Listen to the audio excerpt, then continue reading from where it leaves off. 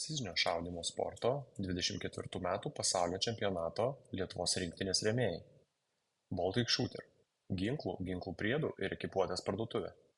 Betono zona – viskas betonu, profesionalios medžiagos, įrankiai ir įrengimai. Garnis – išmanūs baterijų ir akumuliatorių sprendimai. Mitekas – inovatyvūs radioelektronikos ir programinės įrangos sprendimai gynybos pramonei. Šaudymo sporto klubas Mjolnir. Večia – statybinių prekių parduotuvė. Lietuvos šaudymo sporto federacija. Volit – ginklų ir medžioklinių prekių parduotuvių tinklas visoje Lietuvoje. In my way, I swear I'm never gonna stop. I could fall flat on my face and I swear I will get back up. Cause I don't deserve a thing and the road ahead is tough. They'll try to kick you while you're down. They wanna rise up while you drown. They wanna fill your head with doubt. Labą dieną, gerbiami žiūrovai. Šiandien apsisuka stalas ir aš esu vedėjo pozicijoje ir kalbinsiu savo bičiulį, komandos draugą, žmogų, į kurį visi kreipiasi, kai reikia ginklo detalių. Lietuvos rinktinės kapitonas, geriausias tolimo šaudymo šaulys 2024, Mindaugas Kašalynas, AK Baltic Sniper. Labas, Mindaugai. Labą dieną. Pasiruošiau čia ofise pas save castingo sofą, žodžiu, tai tu galėsi paklausinėti. Jo, šiandien kita tema, žinai, tas castingas kitoks. Tai susirinkom šiandien pašnekėti apie tave, ne? Susižino daugiau, kažkas apie tave daugiau žino, mažiau. Tai pasipasakok apie save. Esi daugeliu žinomas bendruomeniai, bet prisistatyk. Tai esu Mindaugas Kašalynas, pastaruoju metu darbuojuosi, kaip sako žmonės, kad kai meti darbą dėl hobio, ne, tai daugiau niekada gyvenime nebedirbi, nei vienos dienos. Tai pas mane gal yra tas kitas variantas, kur sakoma, kad jeigu meti darbą dėl hobio, tai prarandi hobį. Tai, sakykime, esu šioks toks darboholikas, bandau surasti savo vietą pasaulyje taktinių, karinių ir panašiai prekių rinkoje Lietuvoje ir artimajam užsienį. Kartu su kolegom turime kelias įmonės atidarę šitoj srity ir aš pats kuruoju tą tolimo šaudymo srity ir dar kelias sritis giminingas šitai veiklai, sakykime taip. Tai tu, kadangi aš te pažįstu, tai tu išėjai iš darbo, tarsi nebedirbi kažkokią, tai dabar dirbi būtent su šią sritim, ne? Tai man yra 40 metų ir tai, sakykime, yra antras bandymas mano kurti verslą savo jėgomis, ne? Tai reiškia paimti kažkokią sritį ir pabandyti ten, pačiam, sakykime, imtis tos atsakomybės į save. Tai ilgą laiko tarpą aš dirbau tiekimo grandinės srityje, įvairiose įmonėse, vadovau labai dideliam komandom. Mano paskutinės 3 darbovietės buvo tokios, kad aš turėjau bent 100 pavaldinių. Tai didžiausias pavaldinių skaičius kažkada yra buvęs, aš net nevadinu pavaldiniais, pavadinu savo komandą, ne? Tai buvo 500 žmonių Lietuvos pašte. Tai esu, sakykime, iš to tokio korporatyvinio kažkokio tai backgroundo atėjęs, ten turėjęs labai gerų ir nelabai gerų patirčių ir bandau tam tikrą prasme tas žinias kažkiek pritaikyti ir savo dabartinėje veikloje. Bet kartu manau, kad kas yra ypatingai pastaruoju metu man labai svarbu, tai yra būtent tas, kad susikurti tokį gyvenimą, kada tu gali jausti, kad tu gyveni, ne? Kad ne kažkam tarnauji, o realiai kažkiek tai laiko daugiau ir savo skiri. Tai ir šitą sportą, ką mes užsiminėjom, tai yra iš esmės tam tikra prasme savirealizacija. Man šitoj srityje ypatingai Lietuvoje ir artimajam užsienyje, aš sakyčiau, kad labai turiu neblogą kompetenciją, kiek tenka susidurti. Turiu nemažą klientų ratą, iš kurio galbūt ne visai pavyksta kol kas dar uždirbti pinigų, bet esu vertinamas kaip specialistas būtent šitoj srity. Tai pradedant nuo visų balistinių reikalų, kur esu sertifikuotas Kestrel instruktorius, kaip pavyzdys, ane. Ir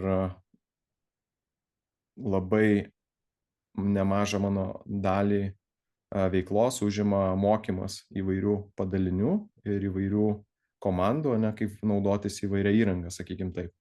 Tai manim pasitikė tikrai labai įdomus ir rimti klientai. Ir gaunu labai gerą grįžtamą ryšį, kad pagaliau kažkas, sakykim, po mano to apsilankymo pasikeičia į gerąją pusę, ne, pagerėja rezultatai ir taip toliau. Tai tokia ir kartu ir savirealizacija, ir kaip ir mes su tavim šnekėjom praeitą kartą, kad ta patriotiškumo, ta dalis, jinai tikrai yra labai svarbi sudedamoji.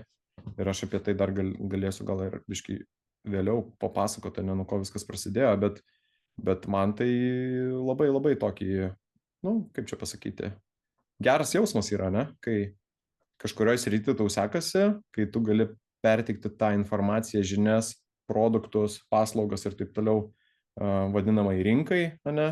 Ir tam tikrą prasme ir valstybėje nuo to jinai stiprėja, ne? Tai labai toks visai, manau, kai dirbi savam versle, dar truputėlį ir kitaip viskas yra. Kai ne dėl kažko, tai dėl savęs darai. Aišku, laiko atima daugiau, bet ir pasitenkinimas.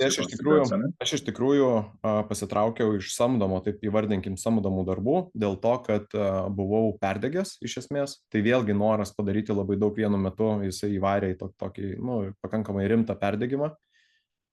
Tiek psichologinį, tiek su sveikata turėjau tam tikrų niuansų. Tai dabar aš negaliu pasakyti, kad aš dar iš tos situacijos išėjęs, nes labai didelis krūvis darbo iš tikrųjų yra. Bet iš kitos pusės labai savo esu pasisakęs daug dalykų, kuriuos aš privalau daryti. Tai vienas iš jų yra sportas ir fizinė sveikatos nepriežiūra. Su mityba labai labai noriu kažką nuveikti, bet kol kas labai stipriai nepavyksta ir tiesiog 40 metų vienaip, kai gyveni, ačiū Dievui, tik nėra dėl to jokių problemų. Labai sunku persiversti, bet iš kitos pusės jo. Tai va, tai čia būna tie naujametiniai tokie, palinkėjimai? Ne, man tai tie naujametiniai praktiškai niekada nepavyksta, aš jų ir nustojau jau labai senai nustojau, ta prasme, į ateitį kažką savo žadėti. Esminis dalykas yra tame, kad galvojau, kad bus šiek tiek galbūt lengviau išėti iš to viso burnauto, bet pastaruoju metu dar reikia šiek tiek laiko, sakykim taip. Tai gerai, čia tavo darbas, kuris tikrai daug laiko užima, bet laisvalaikis, hobiai. Okay. Kaip nuleisti tą garą tokį? Iš tikrųjų. Darbo nuovargį. Tai visą gyvenimą buvau susijęs su visokiais ekstremaliais reikalais. Ir vienas iš tokių, kur labai labai užkibę, ir aš manau, kad visgi nuo tėvo čia viskas tęsiasi, tai šokinėja dar parašiutų. Esu labai labai jaunas parašiutininkas, nors ten apie 150 šuolių turiu. Daugam atrodo, kad čia wow, bet realiai tai čia labai labai dar yra tik tai pradžia šitos kelionės. Šiaip man labai patinka kupolo valdymo ta tematika, jinai irgi kažkiek susijęs su karyba yra, tai vienas iš tų tokių dalykų. Planuoju base jumpingą išbandyti, tai reiškia, Norvegijoje yra tokia uola, kur 900 metrų galima kristi, pakankamai saugi vieta išmokti to base jumpingo, tai reiškia, kai tu šoki ne iš orlaivio, ne iš baliono oro, bet šoki nuo žemės, nuo pastato, nuo medžio, nuo antenos ir taip toliau. Bet su parašiutu ar su tuo tokiu, nežinau, viščiuko kostiumu? Su parašiutu, tai čia iš pradžių išmokti su parašiutu, po to sparnus jau leidžia tik tai užsidėti, po kelių šimtų šuolių. Supratau. Jo, tai ten irgi progresija labai yra, tai man, ta prasme, aš čia ir iš tikrųjų base jumpingas ir parašiutizmas tai yra dvi visiškai atskiros sritys, tai yra, tu naudoji tą patį, sakykime, sparno tipo parašiutą arba kupolą, bet čia visiškai kita yra istorija. Kažkas mačiau čia dabar nuo televizijos bokšto nušoka. Taip. Tai Lietuvoje yra pakankamai stiprių base jumperių bendruomenė ir tikėkime, kad tas renginys bus, kaip čia pasakyti, taps tradiciniu ir galbūt ir man pavyks kokių 3-4 metų bėgį iššokti. Nu, aš ant televizijos bokšto buvau užlipęs pasivaikščioti su šituo, tai Aha. man ekstremo užteko. Ne, normaliai. Aš buvau, tai normaliai. Vėjas pučia. Nu, gerai. Ralis tavo gyvenime. Tai čia, Irgi? čia mes gal kaip Ar čia pašnekėsime jau istorija? apie sportą, žinai, kodėl ten varžytis ir taip toliau. Tai tu, pažiūrėjau, irgi nežinai. Aš esu Latvijos sportinio dažasvydžio čempionas. O, sušaudimus. O kokie 2008-2009 metai. Priklausiau sportinio dažasvydžio klubui Žaibas Šiauliuose. Ir mes, kadangi tiek į Rygą, tiek į Vilnių mums nuvažiuoti tiek pat būdavo atstumo, tai Lietuvos dažasvydžio lyga tokia yra. Tai mes užimdavom 2-3 vietą, nes buvo labai stiprios komandos iš Vilniaus ir iš Kauno. O Rygoje mes tokie būdavom 1-2. Rygoje, Latvijoje, atsiprašau. Vėliau autosportas mano gyvenime labai labai didelę vietą užėmė ir pats bandžiau ten važiuoti ir labai daug įvairių esu turėjęs sportinių automobilių ir buvau netgi išmokęs čia taip liaudyje vadinama chip tuningą daryti, tai reiškia programuoti automobilių kompiuterius, turbininių automobilių kompiuterius, labiausiai Subaru ir Mitsubishi Lancer. Tai esu ne vieną suprogramavęs ir savo, ir draugam, ir pažįstamėm. Neimdavau už tai pinigų, bet ta prasme ten įvairių dalykų nuveikdavau. Tai žinai, čia irgi gal viena iš tokių dalykų, kad kai ten kažkur pasineri, tai labai ten norisi viską pakrapštyti, suprasti, įsigilinti ir taip toliau. 2015 metais su Karoliu Raiščiu, aš buvau šturmanas tiesa, tai mums pavyko Lietuvos čempionais tapti. Tai esu dažasvydžio čempionas. Pradėk vadintas, esu čempionas. Ralio čempionas Lietuvoje. Tada mažo kalibro čempionas Lietuvoje praeitų metų. Šiemet laimėjome Sniper Festą su kolega Laurynu ir visai neseniai pavyko Taikliojo Šaulio taurę laimėti. Tai bet žodžiu, čia kaip daugas žmonių, žinai, džiaugiasi dėl tų visų pergalių. Man dažniausiai tą padarius ateina kitas momentas, žinai, kur apmąstymų didelių. Kas toliau ir taip toliau. Bet džiaugtis reikia. Jo, tai čia. Šiaip gal mano tokia natūra yra, žinai, kad aš iš esmės, mano visą laiką darbas gyvenime buvo susijęs su bendravimu su žmonėmis. Tai ar tu esi komandos vadovas, ar ne, reikia su savo komanda dirbti, ar tu esi, sakykime, dabartiniai srityje, ne, su tiekėjais turi daug bendrauti su klientais dabartiniai srityje, bet iš esmės aš savo natūrą esu labai intravertiškas žmogus, tai aš jau kai pabendrauju darbo metu su visais, tai man po darbo norisi tiesiog, žinai, užsidaryti spintoj, pabūt, pasėdėti ir aš tada pasikraunu, žinai, ne daugiau kalbėdamas ir bendraudamas, o daugiau užsidaręs savyje. Aš kartais dėl to ir varžybose būnu toks nelabai kalbus, iki varžybų ten balalaika, ten taip darysim, ateina varžybos, aš ten, žodžiu, susifokusuoju ir netgi kolegos va dabar, kai šaudėme Taikliojo Šaulio tauriai, nemažai mano buvo, kaip čia pasakyti, brolių iš Sakalo būrio vienam skuode. Tai mes visi galvojom prieš varžybas, kad aš čia visiems padėsiu, parodysiu ir taip toliau, bet realiai padariau 2 blogus pratimus ir Mindaugas dingo. Nebendravo, su nieko nekalbėjo, užsidarė, susikaupė ir pabaigė normaliai iki galo viską. Tai žodžiu, aš toks labai kažkada buvau gavęs pavyzdį tam korporatyviniam gyvenime, kad esu labai, kaip čia, nepasikėlęs, kaip lietuviškai. Nu, tai žodžiu, bet ta prasme galbūt... Mandras, ne? Ne mandras, ta prasme, kad, užkrito žodžiu, nesu filologas, žodžiu, užkrito žodis. Tai mintis yra tame, kad aš kartais galiu taip pasirodyti, nes jeigu mane pagauna ne tuo momento, ne, kai aš esu susikaupęs, aš tada, tam tikrą prasme gal net kartais ir šeimoje esu šiek tiek atžagarus, bet tik dėl to, kad aš dabar esu zonoje ir dabar prie manęs nelyskit, žinai. Tai mano galva tik tie žmonės, kurie manęs nepažįsta, galėtų taip, sakykime, pasakyti apie mane. Nes tie, kurie pažįsta, kurie mane žino, kurie žino, kuriais momentais prie manęs prieiti, tai aš ten pagatavas atiduoti viską ir papasakoti ir taip toliau. Tai. Supratau. Tai gerai. Tai, Koks klausimas buvo čia? Čia klausimas buvo, ja. Ne, tai dabar galvoju, klausimas apie pirmą šūvį, bet tai paintballas, rimfire, centerfire, dar medžioklės nepaėmėm.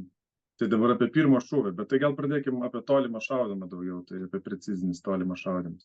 Pirmas šūvis. Kuris tave užkabino? Iš ko viskas prasidėjo iš esmės, ne? Aš atsiprašau. Iš ko viskas prasidėjo iš esmės? Tai yra mano tėtis sovietų kariuomenėje tarnavo desantinėme specpadalinėje. Nu, ir jis jaunas tėvas buvo, kai aš gimiau, jam buvo 23 metai, tai kol aš augau, jis dar buvo pilnas entuzijazmo viso šitoje veikloje. Jis yra vis dar žiauriai aistringas medžiotojas, žvejys, jam patinka gamtoj būti, patinka būti prie ežero. Nu ir natūraliai, kai visą laiką, kai mes su juo leidžiam laiką, tai visą laiką tos istorijos būdavo iš tų visų dalykų. Kaip faina šokinėti parašiutu, kaip faina ten eiti didelius žygius, kaip faina, kad jį ten pirmo šaudimo metu iš karto užrašė į snaiperius. Nes, ta prasme, jisai nuo 14 metų jau turėjo savo asmeninį mažo kalibro ginklą, nes jam išdavė sporto būrelis, nes jis gerai šaudė ir taip toliau. Nu, tai ir manau, kad čia nori, įvyko tas programavimas, žinai, pasąmonėj kažkur. Nu, kad normalus, rimtas vyras turi, žinai, kažką turi bendro turėti su kariuomenė. Antras dalykas, turi mokėti šaudyti. Trečias dalykas, ta prasme, šiaip, ta prasme, mokėti savim pasirūpinti ir taip toliau. Ir aišku, susikurti ten kažkokiu tokiu gyvenimą, kad būtų ką papasakoti, žinai, nu, ta prasme, iš esmės, taip gaunasi, žinai. Ir tos laisvalaikis, jisai tikrai, kažkaip mūsų šeimoje, vyriškoj daly, tas laisvalaikis labai rimta turėjo, kaip vietą gyvenime. Tai gal iš to ir viskas prasidėjo. Tai aš pirmą kartą varovų buvau gal pirmokas ar antrokas, kai išėjau. Ir ten, aišku, ta pirma medžioklė. Jo, ir ta, aišku, pirma medžioklė labai įsiminė, nes buvo labai daug nuotykių. Tokių, kur, kaip sakyt, ant ribos viskas buvo, ne? Bet mintis yra kame, kad aš realiai maždaug, kai jau ten pradėjo įdomu, labiau buvo merginos, o ne medžioklė, ne gamta, ne šaudimas, tai kokį 15 gal metų, tai aš realiai nuo to laiko, nuo mažens iki 15 kažkur metų, tai taip ir praleidau beveik visi savaitgaliai, ta prasme, medžiokliai. Tai kada paėmė ginklą į rankas ir pirmas šūvis aplamai buvo? Tai ten aš turiu nuotraukų, kai aš ten vos ne leliukas esu ir jau šaudau su mažo kalibro šautuvėliu. Anksčiau tikrai nemažai vykdavo įvairių tokių miesto švenčių. Esu iš mažo miestelio, iš Druskininkų.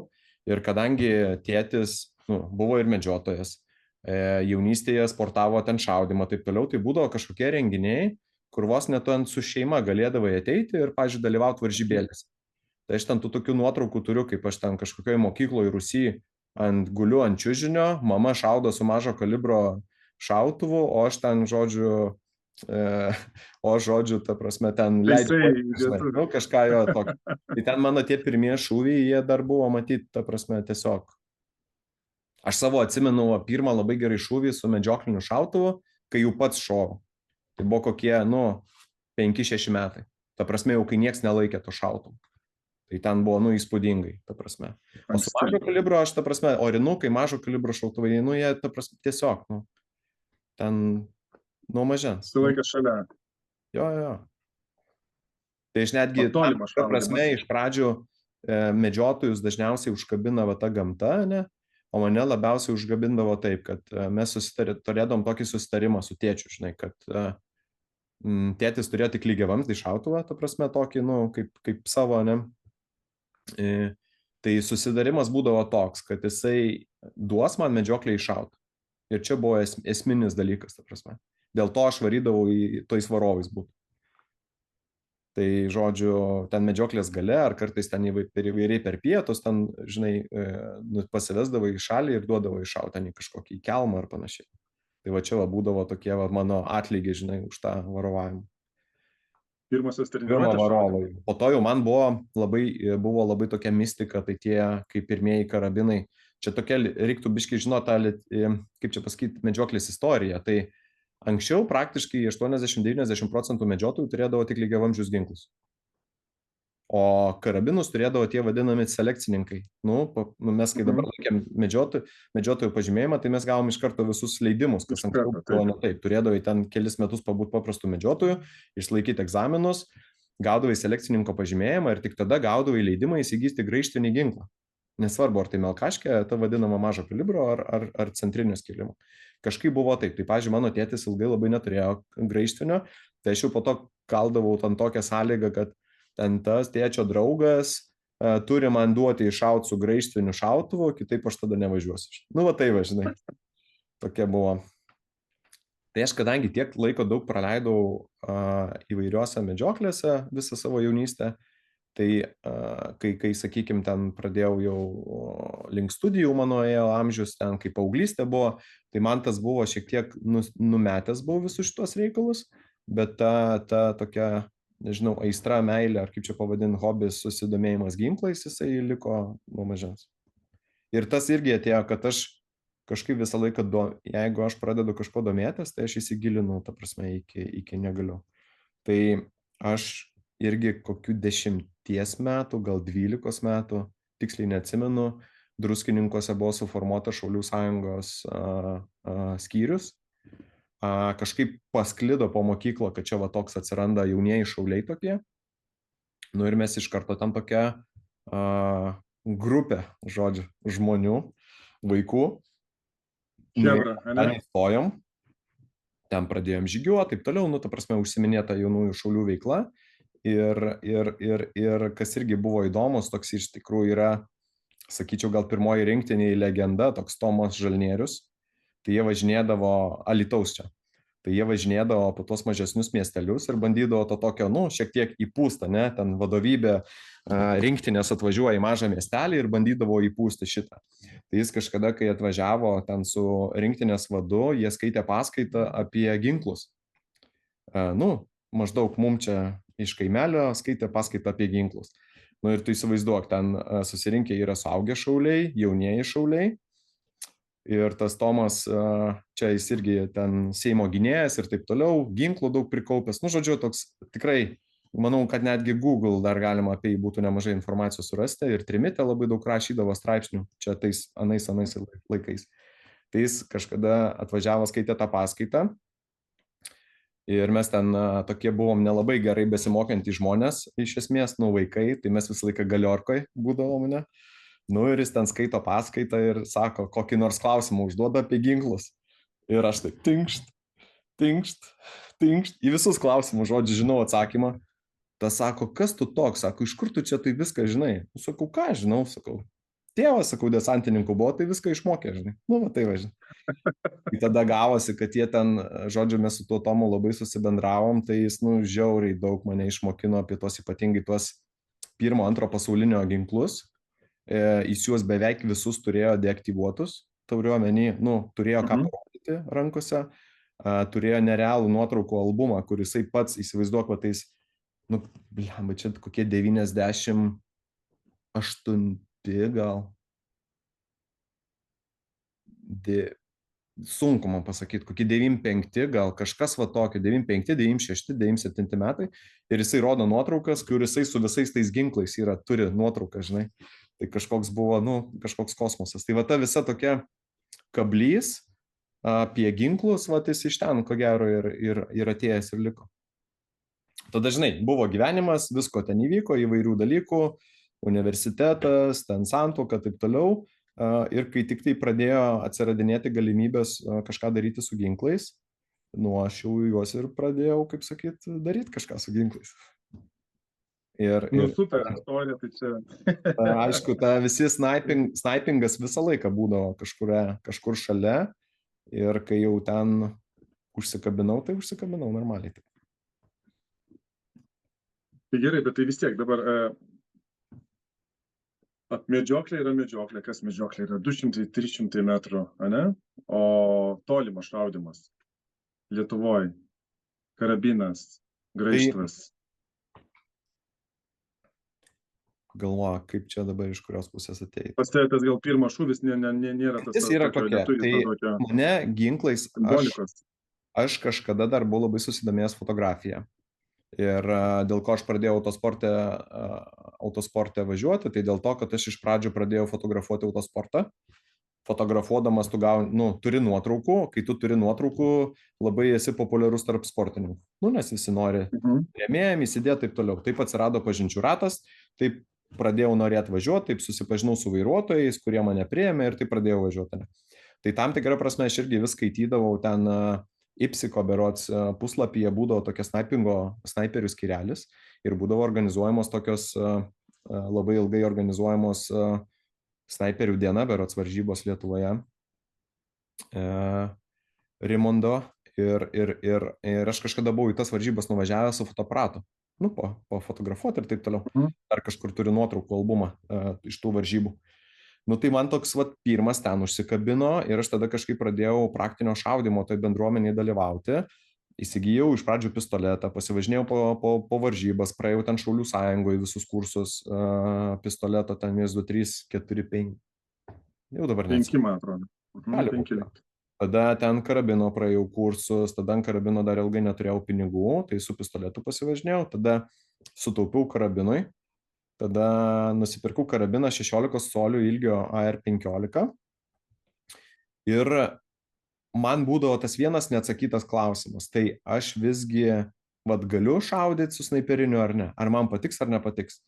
Tai taip jau gavosi, kad aš taupiau ir skelbimų nusipirkau optinį taikiklį, ten nuo 6 iki 24 artinimo ir tada aš būdavo taip, kad kartais atvažiuoju, ta prasme, pašaudyti su kolimatorium su to pačiu ginklu, o kartais užsidėjęs optiką. Ir mano pirmas, ta prasme, bandymas šauti savarankiškai, tai aišku, žinai, kai taip ilgai ten viską taupai, ruošiesi taip toliau, tai teorija jau pas mane buvo, ta prasme, buvo uždėtas, jau klausimų nebuvo, žinai. Tai aš atsimenu savo pirmus šūvius, kai dariau su optiniu taikikliu, aš jį prisišaudžiau, šiaip mano ginklas labai gerai šaudė. Ta prasme, kaip aerui, aš 0,6-0,8 minutės visą laiką tilpau iki 600 metrų. Prasme, jis buvo tikrai labai taiklus. Ir aš kaip pirmą kartą padariau šūvius Volito šaudykloje Šiauliuose iki 660 metrų su savo tuo taikikliu ir su savo tuo ginklu, tai aš supratau, kad čia viskas, žodžiu. Patinka važiuojam, ne? Kad viskas, jo, važiuojam.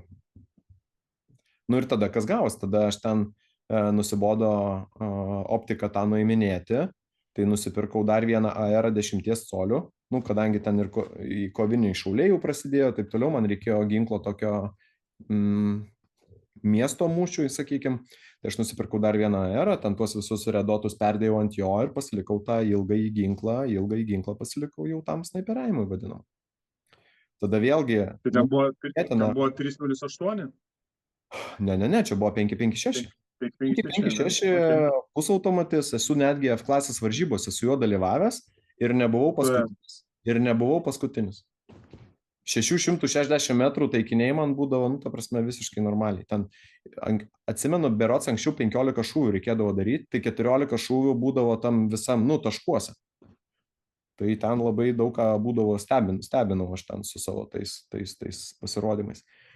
Bet irgi tas sukimasis, dėl ko, galbūt irgi čia vienas iš tokių dalykų, dėl ko verta net neturint galimybių, pinigų ir taip toliau atvažiuoti ir susipažinti su bendruomenė, nes vienas mano bičiulis, kuris mane pažino, matė, kad ten daug šaudau, treniruojuosi ir taip toliau, jisai turėjo daug ginklų.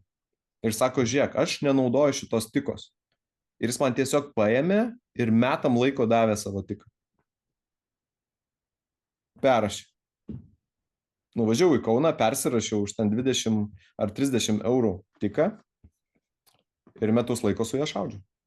Su Night Force 525 optika. Aišku, jinai buvo MOA, tai ten nelabai idealu, bet, ta prasme. kaip čia sako, dovanotam arkliui nežiūrim. Ne? Nieks nežiūri, jo.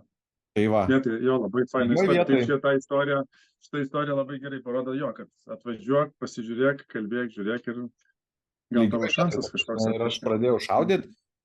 Aš nepasakyčiau, kad su 308, kad ten tas kelias buvo labai lengvas, bet jisai, ta prasme, nu, taip ir pradėjau, žinai. Tai gerai, apie F klasę pasakėjai važinai, tai gerai, turėjai graižtvą, tai prasidėjo gal ir varžybų daugiau, ne? Kažkokių tai su graižtiniu ginklu. Aš tam tikrą prasme, aš pavyzdžiui, labai retai važiuoju į šaudyklą šiaip savo. Yra žmonių grupė, ne, kurie, sakykime, sako, važiuojam į šaudyklą, padirbėsim, ne. Tai aš labai retai tą darau. Ta prasme, aš arba važiuoju su labai į kažkokius tai kursus, užsiėmimus ar taip toliau, arba aš važiuoju jau į varžybas. Tai pavyzdžiui, su pistoletu ir su AR-15 karabinu savo, iki šiol aš taip tiesiog į šaudyklą nevažiuoju pašaudyti. Tai arba aš važiuoju, sakykime, prieš kažkas šaudyklas ten susigražinti formą, prieš kažkas varžybą susigražinti formą, arba aš tiesiog važiuoju kažkokį kursą, tai yra pas instruktorių ir taip toliau. Ir, pavyzdžiui, pistoleto ir karabino pas mane likusi ta dalis, kad aš laikau varžybas kaip treniruotę. Tai reiškia, ar geriau nuvažiuoti su savo kolega ar draugu, ar ten būrioku ar panašiai į šaudyklą pašaudyti, ar geriau įsivarašyti į 1, 2 ar 3 lygio IPSIKO varžybas ir nuvažiuoti dalyvauti į varžybas, tai aš visą laiką į varžybas rinksiuosi. Šiek tiek brangesnis startinis, bet tai ten bus pasirūpinta pratimais. Tu, žinai, tu būsi užimtas, tu nebūsi, atvažiuosi į šaudyklą, plynas laukas, prisikabink taikinių, ir ką dabar darom? Ką dabar daryti? Ar iš dešinės šaudo mane. O ten, pavyzdžiui, man labai patinka, aš kadangi tuo sezono metu šiltuoju labai apie snaipingą, susikoncentravęs, man žiauriai patinka rudenį ir pavasarį vykstančios aukštadvaryje vakarais, naktim varžybos su pistoletais ir su PCC. Žiauriai, man ta prasme tai yra pramoga, treniruotė ir žiauriai geras praleidimas su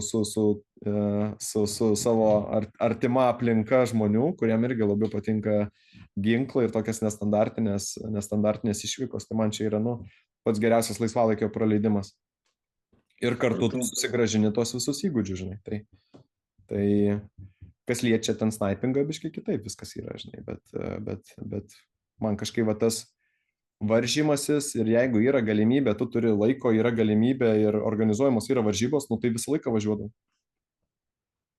Ne, varžybos gerai, tikrai, kaip tu sakai, viskas organizuota, padaryta, tu ateini ir ten iš tikrųjų tos, kai būdavo F klasės varžybos, kol aš dar nelabai susikoncentravau į tą PRS-o, užsiėmimus, tai aš praktiškai visas ir atvažiuodavau, nesvarbu, koks mano ginklas, ar ten taktinis, ar ten automatas ir panašiai. Tu atvažiuoji ir, vis tiek išmoksti kažką. Tai nėra geriau. Aišku, dabar sakau, kai tu sakai, kad neturim sąlygų, aš manau, kad mes turim idealias sąlygas pastaruoju metu, ypatingai šauliai, savanoriai ir taip toliau, tai tada automatiškai jau tu pradedi atsirinkinėti tas varžybas ir bet kur nevažinėja. Šiais metais taip, šiais metais sąlygos labai gerėja. Šiaip Lietuvoje, žiūrint apie visą tą ginklo kultūrą, tai pistoletų, karabinų, PCC, kas yra Pistol Caliber Carbine, netgi tų, sakykiu, taiklio šaulio, mažo kalibro, tai varžybų jos vyksta kiekvieną savaitgalį. Lietuvos prasme, 2-3 valandos sėdi ir tu važiuoji ir turi geros kokybės renginius. Artimojo užsienio kontekste turi geros kokybės renginius ir kodėl ne. Dar jeigu įtrauktume medžioklės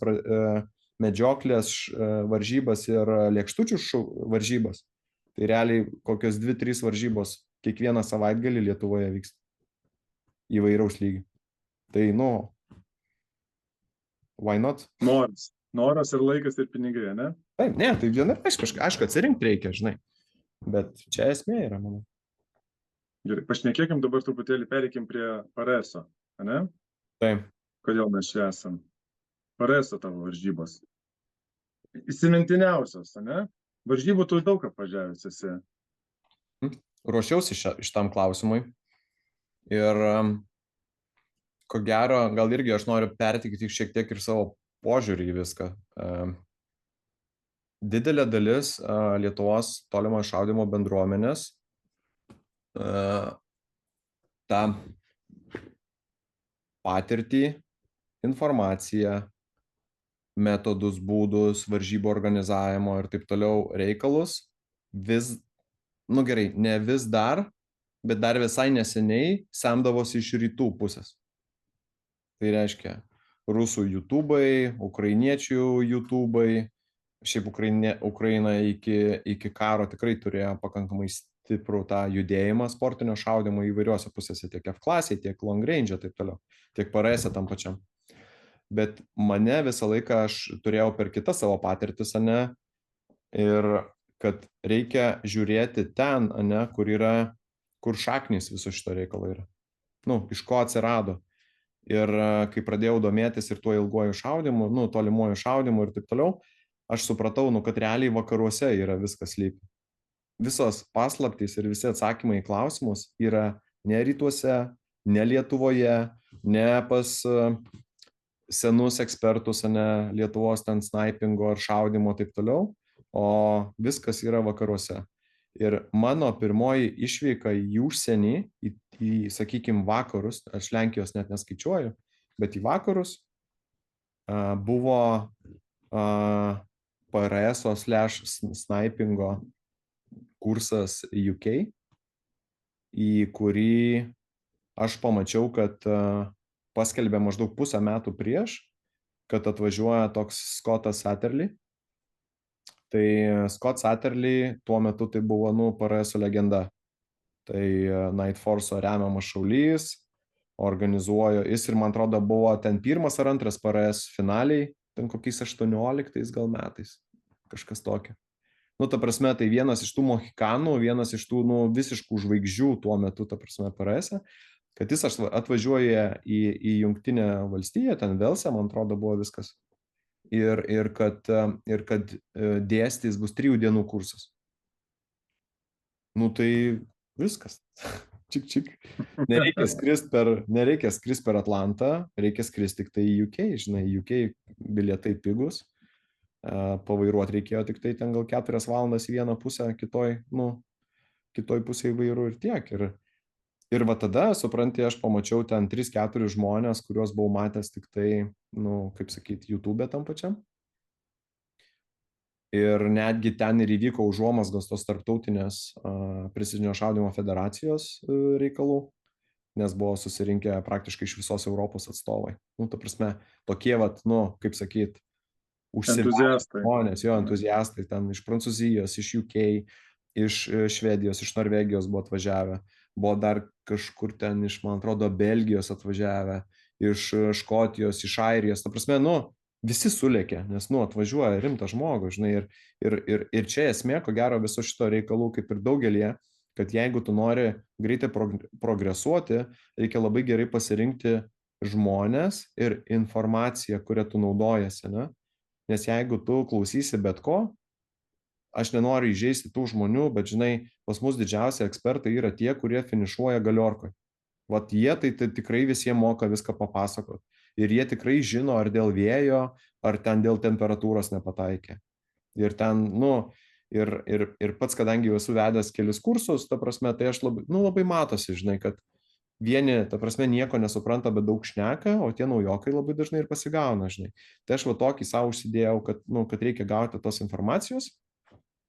Ir aš sakyčiau, kad mano tai įspūdingiausias tas susibuvimas ir vėliau ten ir varžybėlės pasidarėm, tai būtent buvo tas kursas Jungtinėje karalystėje.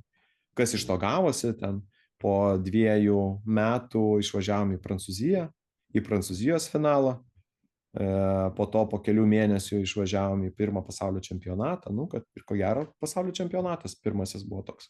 Tik tiek, kad aš jau į pasaulio čempionatą, kai važiavau, jau nemažai turėjau draugų ir pažįstamų iš kitų šalių. Į Prancūzijos finalą, kai važiavau, aš jau, ta prasme, su skandinavų šauliais ir su norvegų šauliais, tiksliau su švedų ir su norvegų šauliais, aš jau labinausi. Pažinau 3 prancūzus, ta prasme, jau gyvai. Tai ten irgi ten kelias parodas aplankai, taip toliau ir viskas. Ir jau aš tam buvau kaip, šaudyti nemokėjau, bet prie chebros jau, žinai, kaip sakant, savekas jau, žinai. Bet tas atėjo, ta prasme, su varžybomis, ne, tarptautinėmis. Jo, vienareikšmiškai, taip. Tai va čia tos tokios pirmosios, o ir kartu įspūdingiausios, ko gero, buvo tas pirmasis pasaulio čempionatas. Kai sekančiais metais važiavau į mažo kalibro pasaulio čempionatą, kur šiaip neblogai visai pasirodžiau, 15 vietą paėmiau. Tai ten jau buvo labai daug pažįstamų. Praktiškai iš visų šalių, kur buvo atstovai, aš jau juos buvau matęs, nes su visais artimus turiu ryšius ir bičiulystę, sakykim tai, bet mes jau vieni kitus iš akių, kaip sakyti, žinom, iš veidų. Matai, man atrodo, kad šitą bendruomenę vis tiek į varžybas važiuoti, pastoviai tą pati būna. Vienas varžybos, antras, trečias, to žmonių ratas yra bendras. Vienas netužiai, kitas, bet vis tiek. Jo. Aš irgi pastebėjau važiuodamas, tas tarptautinių šaulių branduolys, aš manau, yra kokių 500 žmonių dydžio šiuo metu, kurie keliauja. Kaip įsivaizduoju, Amerikos varžybos geriau, blogiau negu Prancūzija? Patikėtis. Čempionatas turi omeny. Ką turi omeny? Palyginti. Kokie lūkesčiai čempionato rugsėjo mėnesį Amerikoje? Dėl sportinių tikslų? Palyginti su pirmuoju Prancūzijoje. Dėl sportinių tikslų turi omeny? Sportinių tikslų, dėl organizacinių visokių. Ne, tai organizacinių, ta prasme, pasaulio čempionatą organizuos 2 geriausi match direktoriai Amerikoje.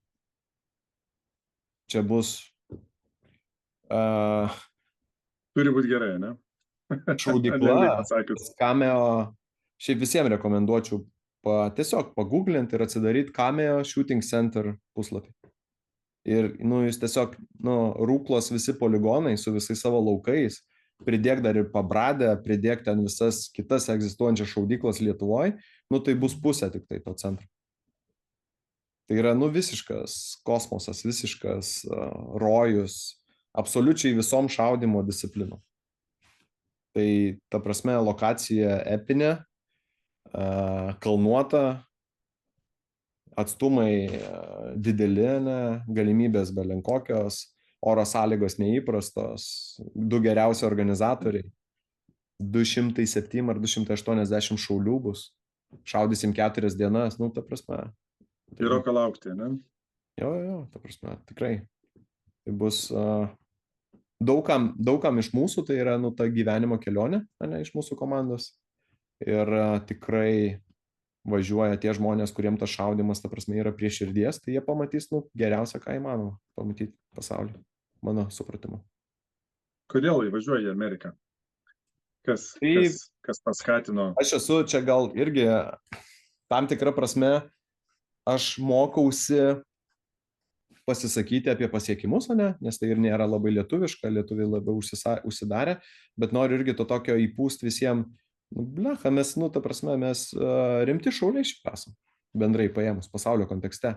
Ypatingai įvertinus, kokio amžiaus esam šalis ir bendruomenė, ta prasme, mes žiauriai gerai šaudom. Tai aš esu vienas iš tų founderių tarptautinės precizinio šaudymo federacijos. Iki šiol esu valdyboje tos organizacijos ir realiai mes net neturim kito varianto. Tai aš tai neturiu kito varianto, tik tai važiuoti.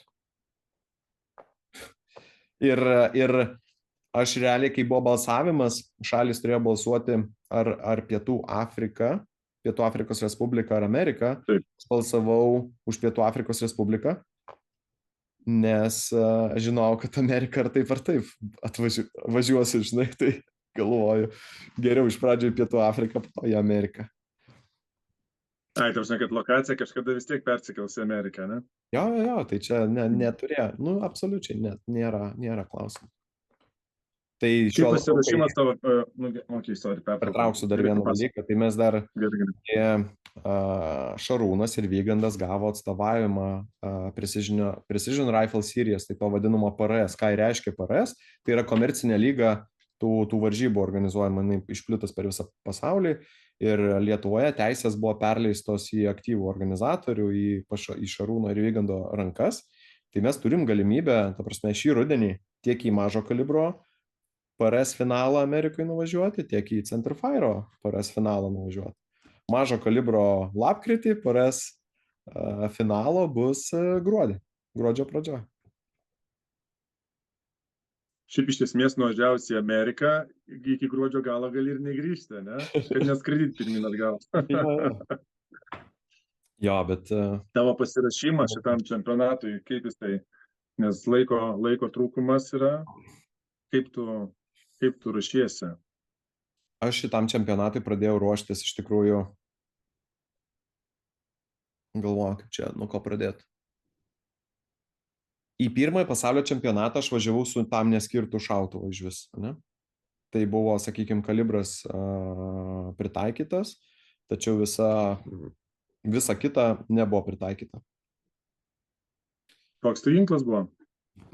Desertec SRS. Buvo taktinis snaiperinis ginklas. Realiai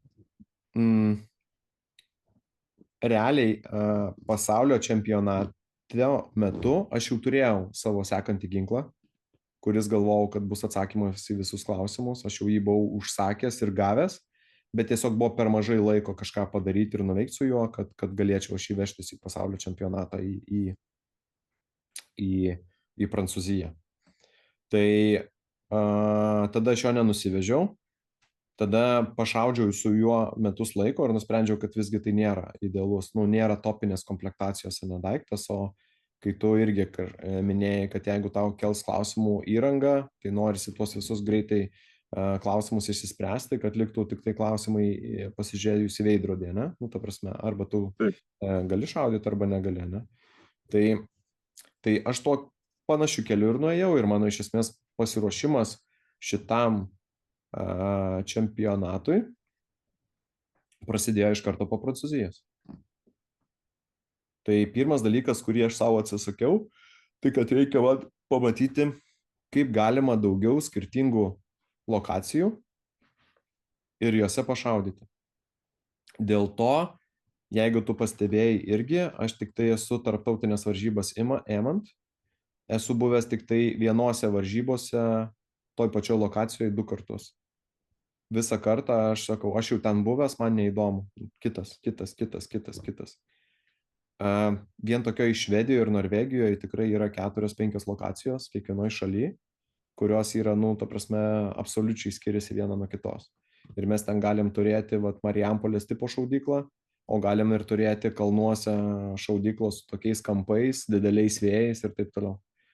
Tai tie, sakykime, Skandinavijos šauliai turi toj privalumą, kad jie bet kur nuvažiuoja ir jiem ten karščio jie nelabai toleruoja, nes jie neturi tokių sąlygų, ne, bet realiai to, sakykime, galimybės įvairiose srityse pašaudyti, įvairiose aplinkose pašaudyti, pas juos tas yra didelis labai privalumas. Tai aš dėl to ir tokį užsidėjau savo tikslą. Iš tikrųjų turėjau labai didelį norą išvažiuoti ir į Ameriką iš to laikotarpiu, bet buvo tiesiog praeitais metais labai didelis rudenio metu, labai didelis užimtumas ir nepavyko susidėlioti. Bet pagrindinis tikslas buvo pamatyti, kaip galima daugiau. Paskutinius 2 mėnesius, skaičiuojant Liepos ir rugpjūčio mėnesį, kiekvieną antradienį praleidau šaudykloje, tiek padėdamas šiek tiek kitiem, tiek pats nemažai dirbdamas su tuo vadinamu sausų drilu. Šiemet ir pernai labai mažai laiko praleidau šaudant nuo kojelių, beveik visą laiką šaudydavau nuo barikadų. Ir praeitų metų rudenį praktiškai visos mano treniruotės buvo Marijampolės šaudykloje arba prie Vilniaus esančioj šaudykloje į 100 metrų į popierių. Craft drillas. Nebūtinai craftas, bet į popierių jo. Tai mano supratimu ir aš ir savo ir kursantam, ir kolegom, ir taip toliau sakau, ir naujokam sakau, kad jeigu tu nešauni lygiai taip pat taikliai nuo nestabilių pozicijų, kaip kad gulint, tai šaudyti dideliais atstumais yra apie nieką. Tiesiog, neverta net dėti to sekančio žingsnio, nes kai tu nežinai, ar tu taiklus esi, dar kai dadedi vėją ir taip toliau, ir balistiką, dar nežinomųjų dadedi, realiai tu šauni, to grįžtamojo ryšį gauni grįžtamą ryšį, kad kažkas blogai, bet tu nesupranti, kas blogai. Ir tas tobulėjimas Nežinai, ką taisyti. sustoja. Jo, tas tobulėjimas toje vietoje sustoja. Tai ko gero, tam tikra prasme tų technikų pasimokinti galima iš įvairių instruktorių, bet man tas Miles to Matches podcastas jis labai daug padėjo tų tokių sistemiškai ir procesiškai susistatyti mokymosi ir tobulėjimo procesą į tam tikras vietas ir ką reikia nuveikti, ne, kad tu būtum geresnis. Ir Jo. esminis dalykas, žinai, visgi bet kokioje veikloje, aš manau, yra žinios ir teisingos žinios, ir jeigu jos yra teisingos, jos tau padeda. Ir kitas dalykas, labai mažai yra žmonių, kurie pasiryžę yra investuoti pakankamai laiko, kad tas žinias pasiimti. Jiem reikia, santrukų, shortcutų. Tu man čia neaiškink, man pasakyk, ką daryti ir viską, žinai. Tai aš tai toks esu žmogus, žinai, ir netgi... Tai veikia tik tai trumpuoju laikotarpiu, tas shortcutai veikia trumpuoju laikotarpiu. Net ir dirbant su komanda kitose darbovietėse ir dabar dirbant su klientais, mano vienas iš pagrindinių užduočių yra, kad jie suprastų, kodėl reikia vienus ar kitus dalykus daryti. Nes tada ir tu, pavyzdžiui, sakai, daryk taip, taip tūpai, ne? Tas rusiškas žodis negražus, bet žiūrėk, tu taip nedaryk, dabar daryk taip, ne? Tai mano galva, jeigu yra protaujantis organizmas, ten, sakykime, su aukštuoju išsilavinimu ir taip toliau, tai jeigu tu nepaaiškinsi kodėl, ne? Tai aiškinamas kaip, tu nieko nenuveiks. Ta prasme, tai beprasmiškai yra. Ir va galiu pasakyti, yra viskas, ką įmanoma išmokti tolimajam šaudime, aš nekant apie PRS-ą, yra Miles to Matches podcast'e. Yra maždaug 100 plus epizodų po valandą laiko. Tai va, jeigu norit gerai šaudyti, atsidarot Spotify'ų, nebūtinai Spotify'ų, ten bet kurioje platformoje rasit, maždaug yra 150 valandų medžiagos. Tai jeigu investuosit laiką, aišku, anglų dar reikia išmokti, ne, iš pradžių. Tai vėl žinios, taip toliau viskas susiję, ne? Tai rusiškai nepavyks išmokti, mano galva. Reikia iš pradžių suprasti normalią kalbą, vakarietišką, ne? Jeigu iš ten ateina visas informacija, žinios ir taip toliau, tada išmoksti kalbą, išmoksti ir perklausai šitą, pradedi galvot, pradedi taikyti ir viskas, ir ateis tas rezultatas. Manau, kad 90% mūsų veikloje rezultato gali atlikti nepadaręs nei vieną šūvį. Tai reiškia, net tai yra ir nemokama. Tai jeigu tau kažkas nesiseka šaudyti, tai tu nueik į veidrodį ir pasižiūrėk. Čia visiems... Kiekvienam sportui tikriausiai, tai viskas priklauso nuo individo, ne? Jo, bet... Įdedamas darbas duoda tam tikrą rezultatą. Žinoma, jeigu tu negali įsigyti šautuvo, ne, sakykim, arba ten, aš tada sakyčiau, eik į savanorius arba į šaulius ir gaus tą šautuvą. Vienaip ar kitaip, ne? Tai bet jeigu tu negali įsigyti šautuvo, tai taip, ko gero šitas sportas ne tau, ne? Bet jeigu tu turi šautuvą ir, sakykim, neturi šovinių, bet nori gerai šaudyti, tai eik į veidrodį, pažiūrėti. Nes tu esi kaltas. Visos yra sudarytos sąlygos, visos galimybės šiais laikais tiek pasimti informaciją, viskas yra nemokama, yra tik tai tavo asmeninės pastangos, laikas ir prioritetai gyvenime. Viskas. Čia negali pasakyti, nežinau, nemoku, nes... nemoku gali pasakyti, bet nežinau, negali, nes viskas yra padėta, žinios yra... Ir viskas padėta ant stalo. Ir kuo toliau, aš manau, tuo bus taip dažniau šitoje visoje visuomeniai, ta prasme, ir kaip keičiasi viskas, kad absoliučiai viskas yra padėta ant stalo. Ir tie, kurie verkia, kad kažkas nesigauna, arba čia per sunkus pratimai, arba per mažai laiko, tai jie tiesiog, ne apie tai yra. Ta prasme, jiem ir neįdomu, nes jeigu būtų įdomu, žmonės pasiektų dar aukštesnių rezultatų. Mes kaip ir minėjom, pokalbėje, noriu užakcentuoti vieną dalyką. Mes šaudom gerai, ne? Bet iki mūsų lygio žingeidus atsidavę žmogus per metus laiko drąsiai daeitų ir dar duotų po to į kaulus. Nes inercija būtų mokymosi daug stipresnė, negu mes dabar tai darom. Tai va, tai viskas yra, žodžiu, Atsiėmė visus gerus dalykus ranka ir pasiekiama. priekį. Taip. Ranka pasiekiama. Ką norėjau pasakyti, tai Miles to Matches yra podcastas, kurį klausai, tai dabar tie patys vyrukai daro daug video ir deda į MBT. Ta prasme, ten net YouTube atsidarai ir viskas, ką jie kalba, dažnai ištransliuojama video formatu. Prašau. Aš tik tai galiu pasakyti, kad jeigu būsi nepraklausęs podcastų, labai daug tos informacijos net nesuprasi, apie ką ten eina kalba iš tų video. Tai video daro ypatingai trumpus tam, kad šiuo metu ten nieks negali pažiūrėti daugiau negu minutę, nes jau jam ten viskas, jau ten kitur mintys nueina. Tai čia irgi tam tikra problema visuomenės ir gal irgi ne visiems ir skirtas tas, sakykime, tas aukšti rezultatai, ne visiems žmonėms ir prieinami iš tos asmenybės tipo, negebėjimo pristaikyti, įsigilinti ir taip toliau. Na taip. Taip, kad informacijos yra daug, tai čia vienareikšmiškai. Šiandien apturėjom jau žiniose tavo interviu kitą. Tavo ir mūsų. Tu ten pasakėjai, kaip mūsų, bet būtent tu pasakėjai, ko tu tikiesi iš Lietuvos rinktinės. Gal įvardink ir šitam podcast'e, kokie lūkesčiai yra. Aš įsivaizduoju, kad mes drąsiai būsim top 10, top 10 būsim kaip komanda Open divizione. Jeigu pakris kortą, jeigu viskas susidėlios ir nebus kažkokių tokių psichologinių problemų daugeliu komandos narių, aš manau, kad 5, 6, 7 vietos visiškai yra pasiekiama. Kas būtų... Kad žiūrovas suprastų, tai mes važiuojam kaip individai ir iš jų išsiims kiek? 4 rezultatus? Ir juos skaičiuos kaip komanda sudaro 6 šauliai ir 4 geriausiai pasirodančių šaulių rezultatas bus sumuojamas. Visų šalių. Kas turės pakankamą šaulių skaičių, ne? Jeigu atvažiuoja 3 šauliai, tai jiem jau vieno trūksta. Mažesnis rezultatas. Aš manau, kad iš viso šalių dalyvauja ten 20 kelios, iš viso pasaulio suvažiuoja. Tai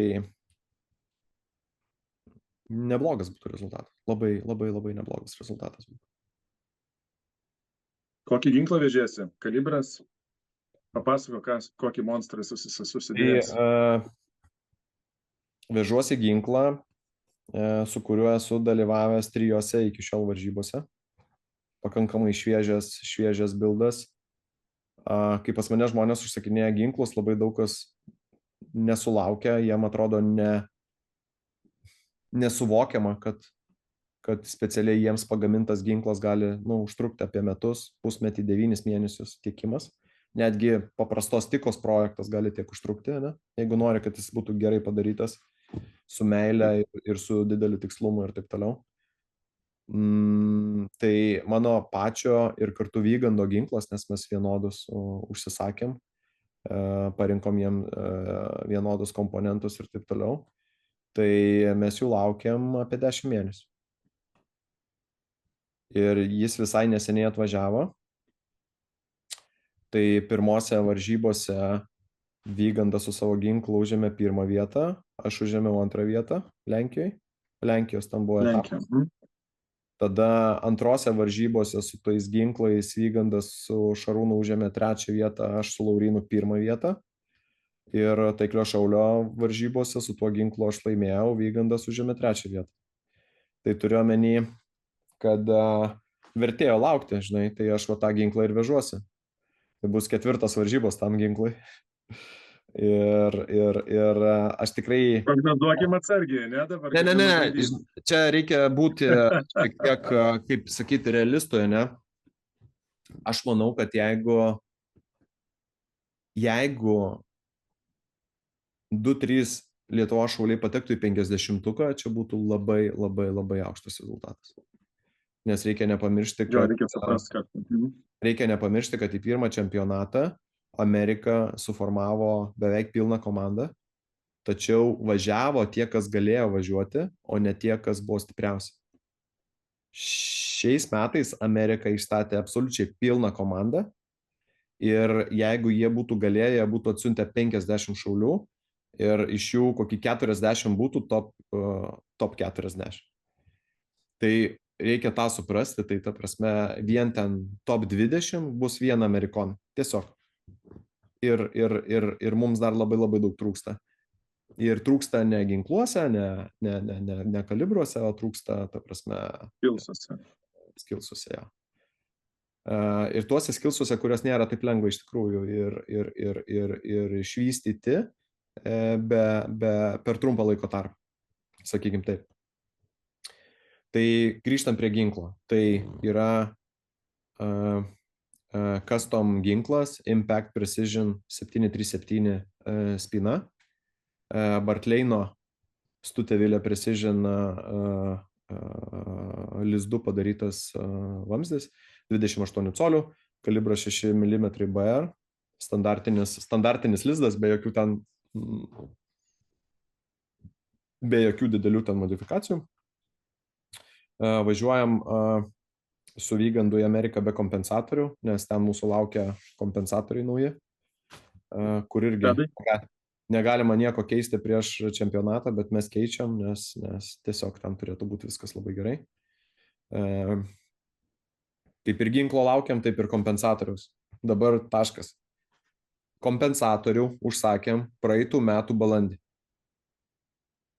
Dar jo neturim rankose ir jis bus tik tai pristatytas mums rugsėjo pradžioj. Bet jūs kompensatorių užsisakėt, kurio aplamai dar nebuvo, tik ten prototipas lyg tai buvo, ne? Kažkas taip? Nu taip, bet ten įvyko, bet ir visą laiką taip gyvenime šitam įvyko. Ta prasme, geriausius ginklus šiuo metu pasaulyje gamina mikro įmonės, kurios yra valdomos 1, 2, 3, 4 žmonių. Ir tokių įmonių gyvenime, kaip ko gero žinai, Arūnai, ne? Ir aš labai puikiai žinau iš asmeninės patirties, įvyksta visko. Tai tiekėjas kažko neatvežė, tai ten bloga metalo partija ir dabar reikia vėl laukti. Tai tokių visokių aplinkybių visuma, jinai tuos ir įgyvendina, ta prasme, kaip čia pasakyti, ir gaunasi tie tokie vėlavimai. Tai pavyzdžiui, jeigu tokiam nišiniam gamintojui ateina kažkoks didelis grandas, ne, ir sako, tai gerai, tu kiek pagamini spynų per metus? 1000, ne? Tai tau užsakymas 5000. Ne? Per 2 metus padarysi, tai ką, tai jis pradeda ten samdyti žmonės, statyti CNC mašinas, taip toliau, o pats supranti, žmonių naujų priėmė ir ta prasme, tai čia tiesiog toks gyvenimas. Tai tie žmonės, kurie, sakykime, daro po 1-2 daiktus ten per savaitę ir kai jiem gerai gaunasi, to pasiekmė yra didelis užsakymų srautas ir tada prasideda problemos. Dažniausiai, jeigu yra gera kompanija ir labai prižiūri kokybę, tai problemos būna susijusios su tiekimo terminais, o ne su kokybė. Ir čia yra to pasiekmė. Bet jis jau jūsų laukia Amerikoje, tas jūsų dabar reikas? Jis jau laukia. Tai kadangi mes jo neužsukom ir rankose neturim, tai aš apie jį nieko ir nesakysiu, žinai. Ta prasme, įdėsim nuotrauką, kai gausiu. Jis toks didelis. Žodžiu, tai toliau nuleistuką aš pasinaudodamas iš tikrųjų JTAC patarimų ir kartu Morgan Kingo praktiką pasirinkau, visgi norėjau Triggertecho, bet pasirinkau Bixenendi, specialiai PRS sukurtą nuleistuką, kur aš manau, kad yra vienas dalykas, aš dabar dar nenoriu apie tai šnekėti kas, bet ten, kaip sako, genius. Ten labai yra gerai apgalvota viena vieta. Jinai prieštarauja visom dogmom to precizinio šaudymo, bet jeigu tu esi patyręs šaulys, tu gali su tuo gyventi. Ir ta prasme, manau, kad tai man labai stipriai padeda. Jis pakankamai yra lengvas, bet ne nuleistuko lengvume yra paslaptis. Toliau šasis, kurį mes pasirinkom kartu su Vygandu, yra Špuro. Dėl to pasirinkau tą šasį, kad jinai tinka, manau, kad ir taktiniam pritaikymė ir aš visą laiką širdyje būsiu, sakykime taip, šaulys su taktikos elementais, o ne sportinis šaulys. Tai man netinka tie šasiai, kurie pritaikyti yra tik tai sportui arba buožės, ne? Tai man labai buvo tas svarbus elementas ir dėl to mes pasirinkom Špurą. Ir aš manau, kad su Špuro kompanija, kadangi jie atsižvelgia į mūsų komentarus, jie specialiai mano poreikiams ir pagal mano užsakymą sukūrė naują škūro modelį šasio. Ir aš jau jį turiu rankose, jis irgi dar labai stipriai nenoriu viešinti, bet manau artimiausiu metu parodysim. Tai yra tokie, kaip sakyt, tokie partneriai, su kuriais malonu dirbti, kurie atsižvelgia į tavo komentarus, turiu betarpišką kontaktą su jais ir labai ten gerai bendraujam. Lygiai tas pats yra su Zero Compromise'u, tai mes toks, sakyčiau, irgi labai artimas santykis. Visų pirma, dėl to jis atsirado artimas santykis, kad tai buvo šviežia nauja kompanija. Tai yra direktorius išėjęs iš Kaleso ir pardavimų vadovas išėjęs iš Nightforce'o kartu su rimta optinio ir CNC kompanija sukūrė Zero Compromise Optics brandą. Sudėjo viską, kas įmanoma geriausia į optinį taikiklį ir mano galva tai yra tiesiog šiuo metu geriausias optinis taikiklis rinkoje, tiek taktiniai plotmėj, tiek sportiniai plotmėj. Ir viename, taip labai retai būna, bet viename produkte yra labai gerai dera šitas dvi savybės. Tai bet vėlgi, kadangi asmeniškai pažįstu ir lankiausi ne kartą pas kompanijos prezidentą, ir turime labai gerą ryšį, atsižvelgia į pasakymus, atsižvelgia jų, sakykime, research ir developmento skyrius į mūsų poreikius. Ir šiuo metu bus kai kurie produktai atnaujinti, tai irgi labai didelė suteikia tokią,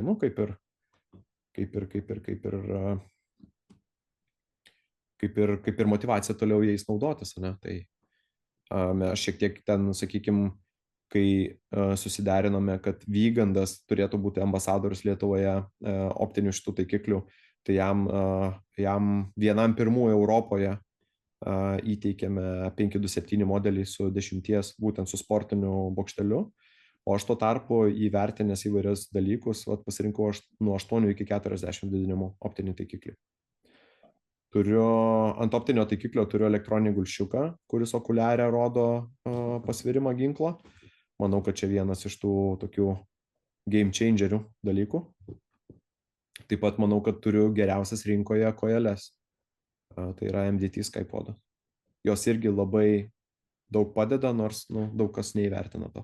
Aišku, jos yra be proto brangios, bet pastaruoju metu ir taktiniai plotmėjai labai daug komandų, padalinių ir taip toliau eina ant šitų kojelių. Tai va, tai špūro buožė yra su visais įmanomais aksesuarais. Tai reiškia reguliuojama galinė koja, kas padeda labai stipriai. Svorių sistemą esam susidėję ir taip toliau. Tai turim greito slankiojimo pavažą, kuri fiksuojasi įvairiose padėtyse. Tai kažkaip taip. Naudojo Drenger maišus, daug kas nepaminėjo. Tai vėl, jeigu įmanoma kažką naudoti europinio visam šitam reikale, tai išskyrus vamzdį ir spyną, pas mane visi kiti produktai iš esmės yra europiniai, išskyrus ten kojeles ir gulščiuką dar, ne? Tai jeigu įmanoma kažką naudoti europinio ir gerai yra kokybė, tai siūlyčiau visiems naudoti europinius produktus, nes tiesiog mokesčių prasme labai daug susitaupo. Ir kokybė gera. Taip. Turėjau labai gerą ryšį ir partnerius su Leica.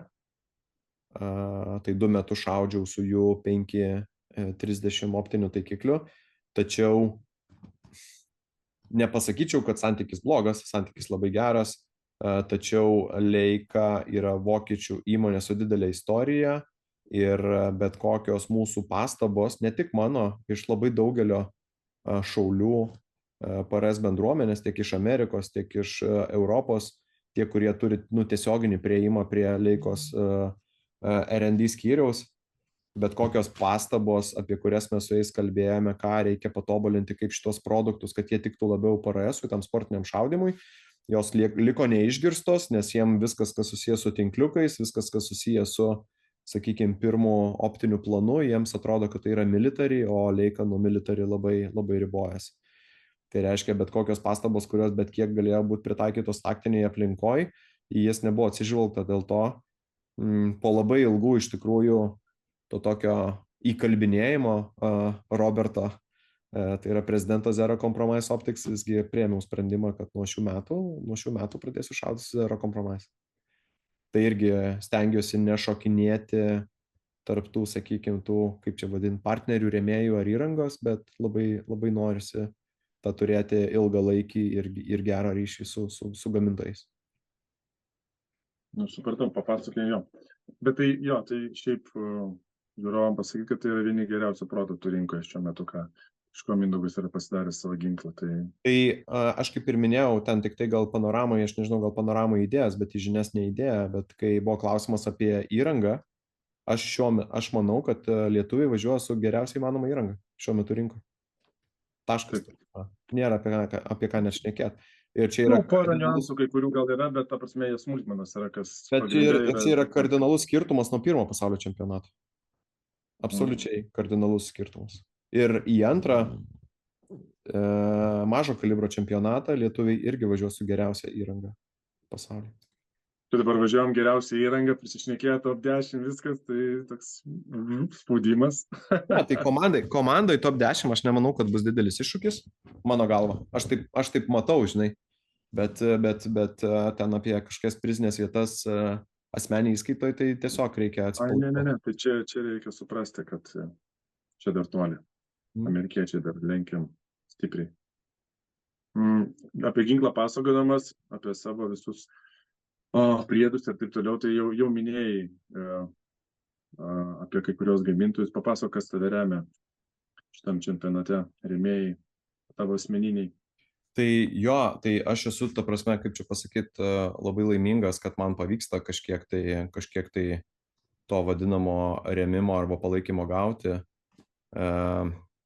Bet visų pirma, noriu ką paminėti, kad manau, kad labai teisingas yra metodas ir būdas tą daryti, kad ne naudoti tų daiktų, nors juos ir gauni nemokamai, bet su jais sportuoti ir, sakykime, nepasiekti kažkokio rezultato, ne, kai jie tave limituoja.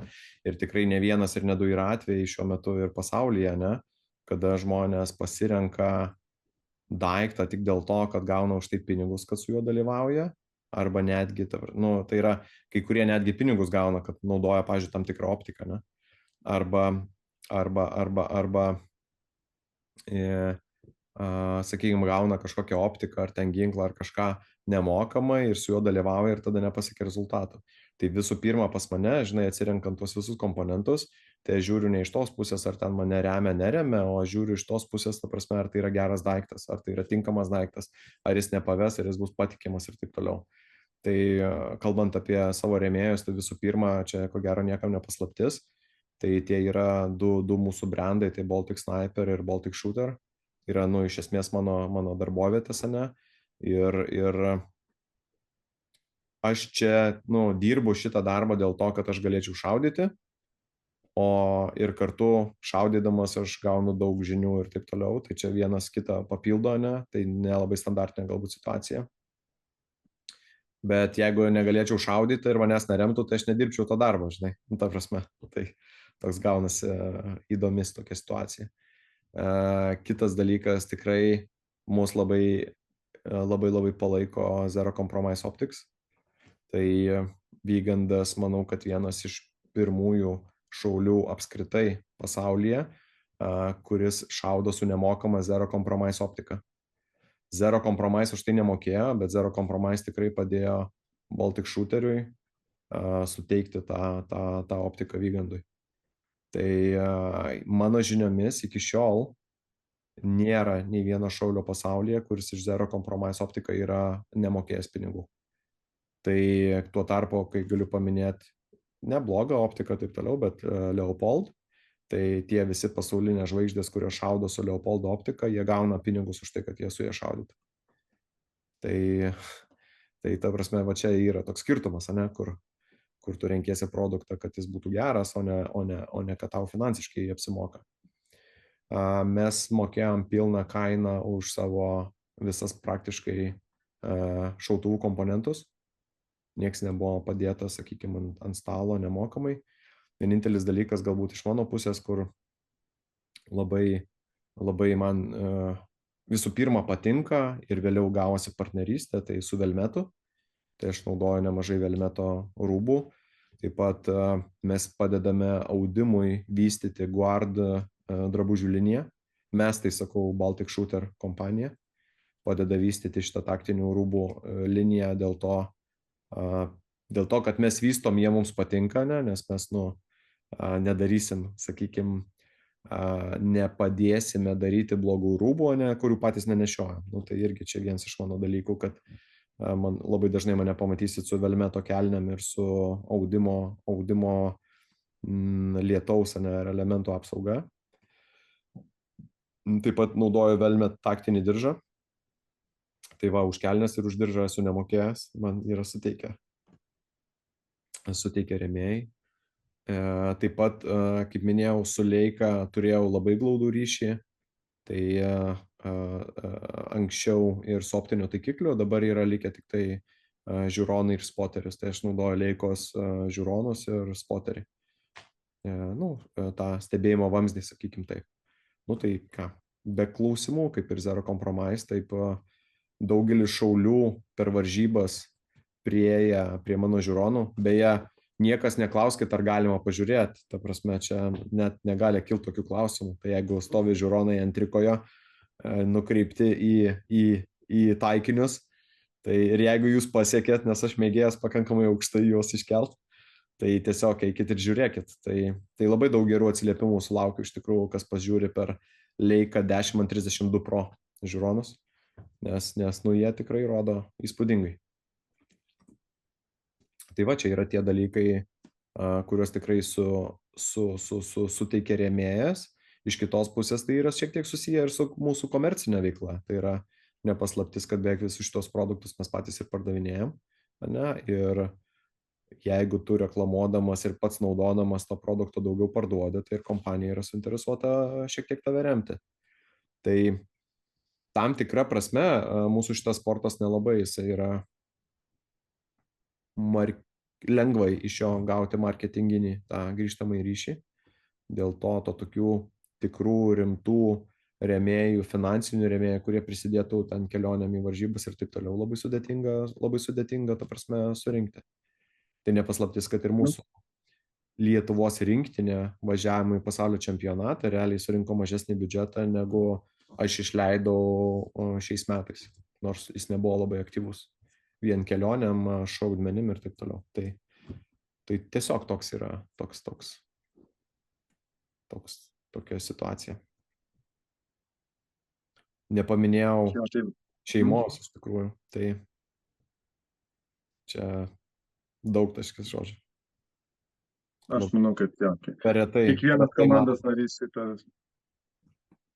Per retai matomas su šeima. Aš bandau visą laiką komponuoti, kad šeima kertu keliautų, bet dar neišeina šitą dalyką padaryti. Nes kai tu varžybose skrendi lėktuvu į varžybas, tai tavęs nebūna niekur kitur, tik tu esi varžybose ir viešbutis, varžybos ir viešbutis. Tai šeimai tai ten yra kažkoks tai. Mes su šeima keliavom į Prancūzijos čempionatą. Šiaip buvo visai neblogai. Ta prasme, buvo faina visai kelionė. Virš savaitės užtruko. Praleidom nemažai laiko iš tikrųjų, bet jo, tom šaudimo dienom ir vėliau, kaip čia pasakyti, stebėjimo dienom, tai realiai 4 dienas mes kaip ir nesustikom beveik. Išskyrus tą socializaciją vakarais ir taip toliau. Per visą pokalbį jau pasakei ne vieną patarimą jaunajam šauliui atėjusiam, norinčiam šaudyti, apie podcastą, apie treniruotės. Gal nori dar kažką pridurti žmogui iš šalies, norinčiam važiuoti į 2026 čempą? Ta prasme, ko gero, gal būtų tik tai toks galbūt patarimas iš asmeninio gyvenimo, kad yra sakoma, kad ypatingai apie vyrus, kad ten maždaug iki 30 kelių metų gyvenimo tu ieškai savęs, ieškai to savo veiklos ir taip toliau. Tai mano galva, jeigu tu nori būti sėkmingas ir šitoj srity nuveikti ir, sakykime, turėti iš to kažkokią tai praktinę naudą. Nu, mano galva, tas ilgojo ginklo valdymas turi labai daug praktinių paskirčių. Tai pradedant medžioklę, krašto gynybą ir taip toliau, ne? Manau, kad reiktų apsispręsti, tai ką tu nori daryti, ne? Nes tas tolimasis šaudymas, tai čia jisai reikalauja to tokio visiško atsidavimo. Ypatingai išnekant, jeigu tu eini ant tų vadinamų bolt action ginklų, tai yra ranka pertaisomų šautuvų. Mano nuomonė, ta prasme, jeigu tu nori tuo užsiimti, tai tu turi savo atsakyti klausimą, kad va čia yra mano pagrindinė veikla, aš į čia susikaupiu, aš į čia investuoju ir realiai mūsų tas užsiėmimo, tas, sakykim taip, pradinis žingsnis, jis yra labai sudėtingas finansiškai. Tikrai labai sudėtingas, ypatingai jeigu nori kažką pasidaryti tokio pasaulinio lygio įrangą, ne, kad jinai būtų patikima, gera ir kad to nekeltų klausimų. Bet ilgaamžiškumas šitų daiktų, ne, jis yra geras. Optinis taikiklis, optinių taikiklių stiklų dangos laiko maždaug 10 metų. Tai yra 10 metų, tai bus yra top performance sritis. Nu, kaip ten su saulės panelėm, ne, elementai sako, kad ten per 25 metus ten 80% nukris tik tai, nu, iki 80% nukris efektyvumas. Tai realiai, optiniuose taikikliuose 10 metų maždaug bus performances, tas stiklų charakteristika bus aukščiausiame lygyje. Top levelį, jo. Jo, top level. Tai, sakykim, tu išleidęs ten 3, 4, 5 tūkstančius optiniam taikikliui, 10 metų tu neturėsi apie tai, nu, tiesiog galvoti, nes jis bus top. Ginklas, pas mus ginklus, ką iššaudai vamzdį, pasikeiti vamzdį ir toliau važiuoja, ne? Tai ginklas irgi, dėl ko daugam kyla labai dažnai klausimas dėl tų kustominių ginklų, tai kodėl mes čia visi ant to kustomo, ne? Nes tai yra amžinas daiktas. Tai yra amžinas daiktas. Standartinis Tikovas spyna laiko apie 30-40 tūkstančių šūvių. Nu, tai reiškia apie 308, jeigu kalbam, 4-5 vamzdžiai. Mūsų kustominis actionas, pavyzdžiui, tas pats Impactas, jis nuo 10 tūkstančių tik tai ateina į savo tą idealę. Jau dabar daugam stebina, ne, kaip ten viskas gražiai vaikšto, taip toliau. Nes po 10 tūkstančių bus, jis tik tada ateis į savo top performance. Tai čia yra amžini daiktai, tai čia vieną kartą išsileidai, ne, ir uždarai tą klausimą. Tai čia gal... Jo, apie actioną tai aš galiu irgi papritart, kad esu vieno užsienio šaulio actioną pamėginęs, tai aš net nesupratau, kad jis taip veikia. Ta prasme, ten išmuša iškart lemputes visas. Atrodo, kad jis ten jokios trinties neturi. Nu, bet čia supranta, kas Suma sumarom, žinai, nesvarbu, kokia tu veikla. Aš va taip gyvenime kažkaip daug visko esu išbandęs. Tai nesvarbu, kokia tu veikla užsiimi. Ar ten kažkas susijęs su driftais, autosportais, slalomais, taip toliau. Ar tai yra kažkas susijęs su ten šaudimu, parašiutai, parasparniai, kaitai, whatever, ne. 10-15 tūkstančių eurų ir va šitoj srity tu gali išsisprendti klausimus, grubiai tariant, visam gyvenimui.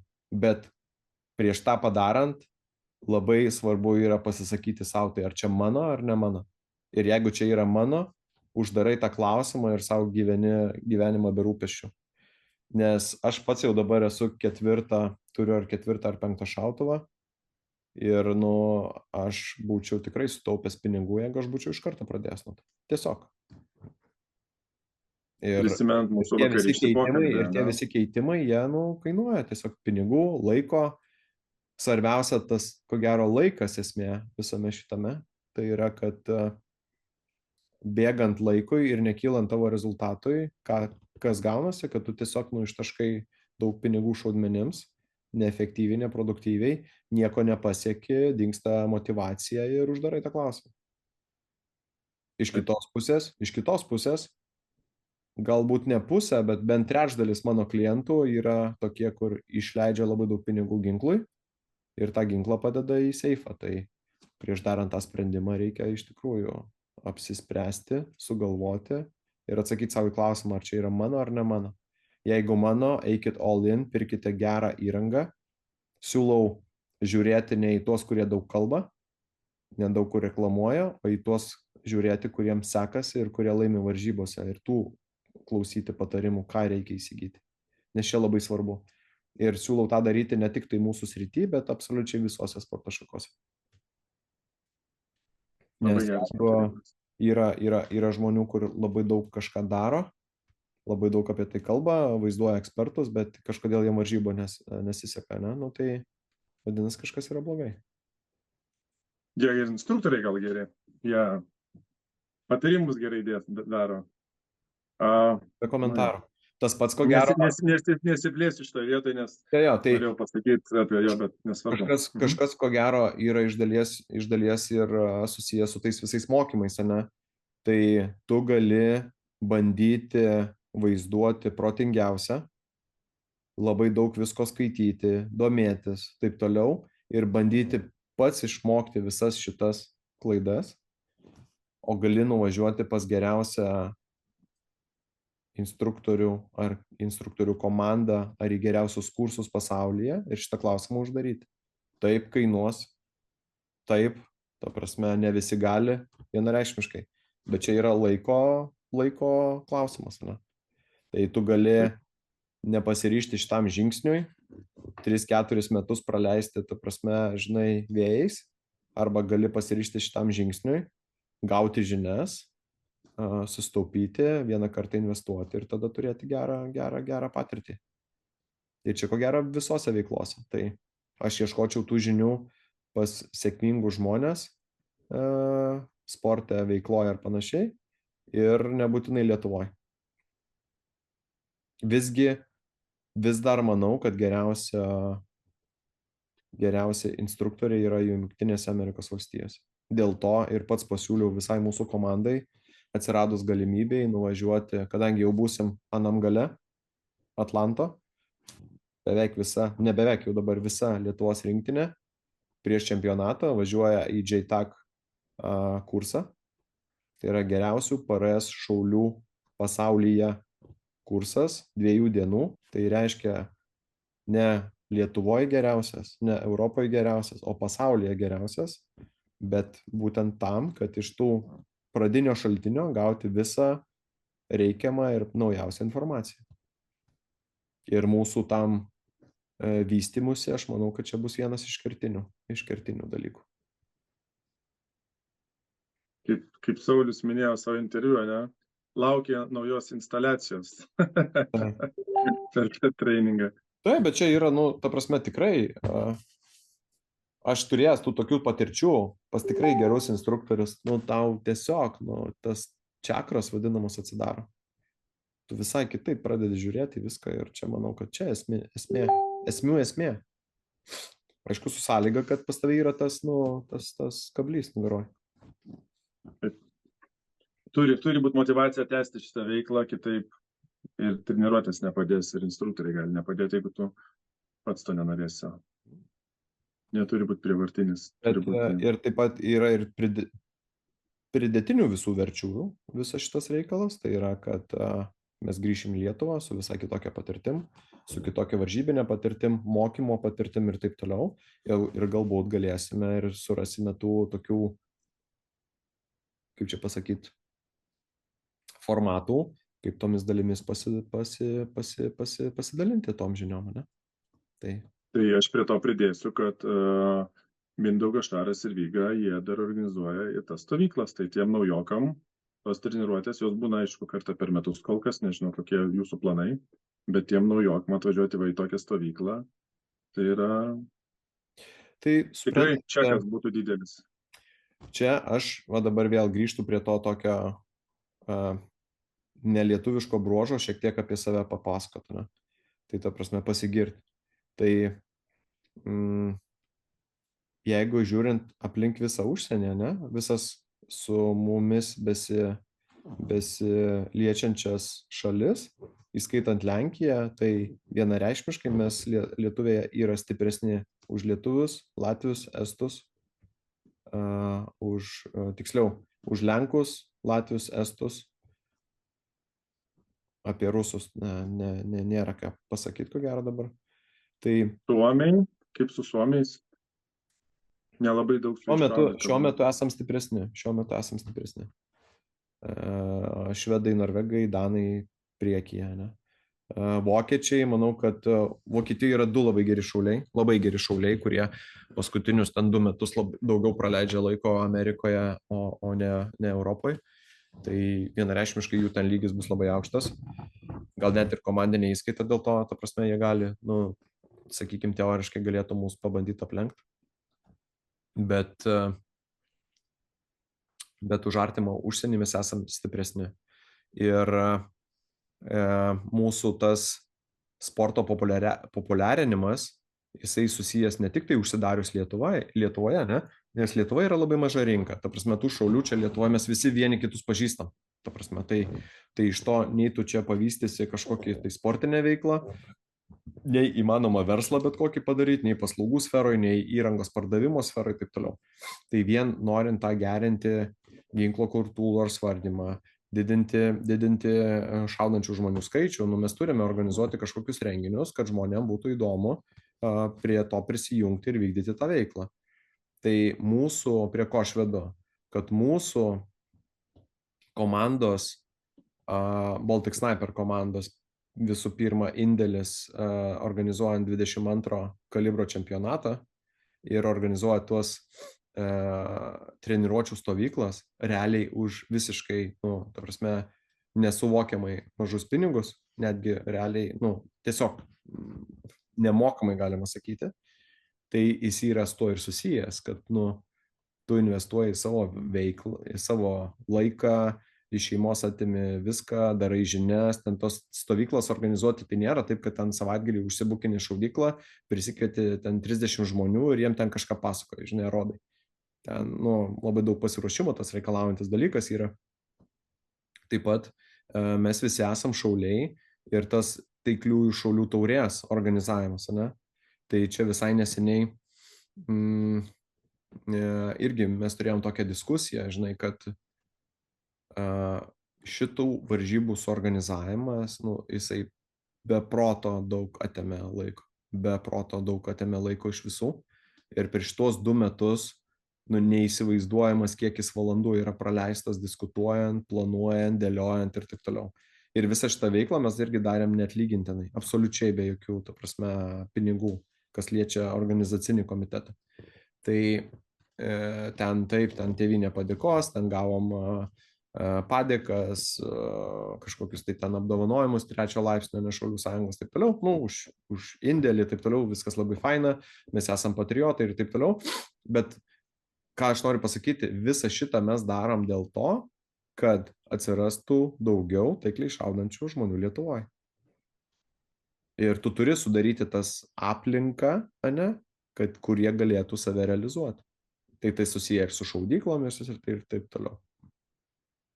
Tai galbūt ateityje bus kažkokių tai planų susijusių su mokymais, bet kažkada tai tas altruizmas, bent jau to altruizmo ar neatlygintino, sakykime, mokymo kiekis, jisai šiek tiek sumažės, vienareikšmiškai. Tai nesvarbu, bet aš manau, kad tas kelių metų impulsas pritraukti daugiau žmonių, aš manau, tai yra ir tai labai didelė darbo dalis, kurią jūs padarėte ir darote vis dar su komanda. Tai yra, žmonėm didelė paskata nueiti į mokymus ir išmokti kažką naujo, kol jūs tą darote. Tai... Ir ta federacija. Kaip tu ir sakai, kad tie mokymai, jie nėra pigus ir žmonės vertina tas žinias, kurias jie turi. Ir skirdami savo laiką mokindami kitus, jie pasiėmė už tai tikrai nemažą atlygį. Dar šitoj vietoje yra kas labai svarbu, kad užtikrinti labai svarbu yra teisingus sportinius principus. Dėl to ir buvo įkurta su amžinatilsį Jurūnu, Baltic Long Range šaudyklos įkūrėjų ir buvo įkurta Lietuvos sportinio šaudymo federacija, būtent, kad teisingai ir normaliai kuruoti visą šitą veiklą. Tai vėlgi yra nepaslaptis, kad už tų visų federacijų slepiasi vėlgi tie patys žmonės.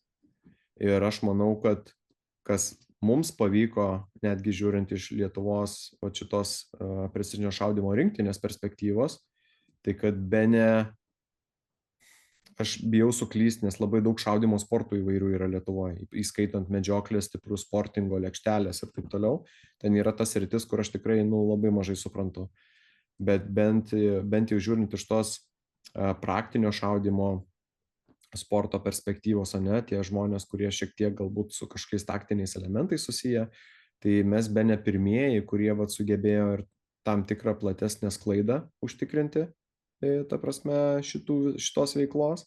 Tas pats patekimas į panoramą, darbas su rėmėjais, ta pati apranga yra, ta prasme, kokio lygio, kokią mums ją pavyko, ta prasme, pasiekti ir pasidaryti, jinai yra, toks kitas lygis. Ir aš manau, kad tai yra irgi tam tikra prasme būtent bendruomenė, prie kurios tie žmonės, kurie norėtų tai pradėti daryti, jie turėtų prie jos jungtis. Nes tai nėra tep-lep, keberiokšt ir taip triokšt, keberiokšt, ne? Čia yra, mes šiek tiek rimčiau žiūrim į visą šitą reikalą. Ir mano kažkada buvo svajonė, tai sudalyvauti, ta prasme, pasaulio čempionate. Tada svajonė, ta prasme, tiek mažo kalibro, tiek šito padaryti reitingą, sureitinguoti ir sportiniu principu išsiųsti narius, o ne tuos, kurie nori važiuoti ir gali, ne? Ir mano kita svajonė yra kažką tai padaryti, kad Lietuva išsiųstų pilną komandą į pasaulio čempionatą. Galvojau pasakyti, organizuoti pasaulio čempionatą. 26, atsiprašau, sportininkus surinkti. Čia būtų, čia... Bet tu čia skaičiuoji, kad suprastų, tai čia skaičiuoji moteris, openas, limited factory, junior ir senior, ne? Ir military law enforcement. Ir military law enforcement, 7 kategorijos. Tai čia būtų, yra 4-5 šalis, kurios visą laiką atsiunčia pilną komandą. Tai... Mačiau, kaip prancūzai įmetė visą savo sąstatą, tai visą komandą ir plus dar aptarnaujantis personalas, matau, ten dar buvo keli žmonės. Taip. Bet irgi, pavyzdžiui, tose šalyse priklausyti tai federacijai, kainuoja pinigus. Pas mus nemokamai. Ta prasme, mes gerai, mes esam sudarę šiaip geras sąlygas sportininkam. Šitos veiklos mėgėjam, reikia tik tai prisijungti prie mūsų. Ir kartu bus daug lengviau viską daryti. Ką aš galiu pasakyti, man šitas interviu, ta prasme, buvo pats lengviausias. Mindaugas visą darbą padarė, nieko man nereikėjo čia daryti. Čia tavo pirmas interviu buvo gyvenime, ar ne? Taip, kai aš esu vedėjas. Aš manau, pats geriausias tas buvo. Okay. Bet, aš manau, kas pažiūrės, tikrai sutiks, kad labai informatyvus ir įdomus pokalbis buvo su tavim.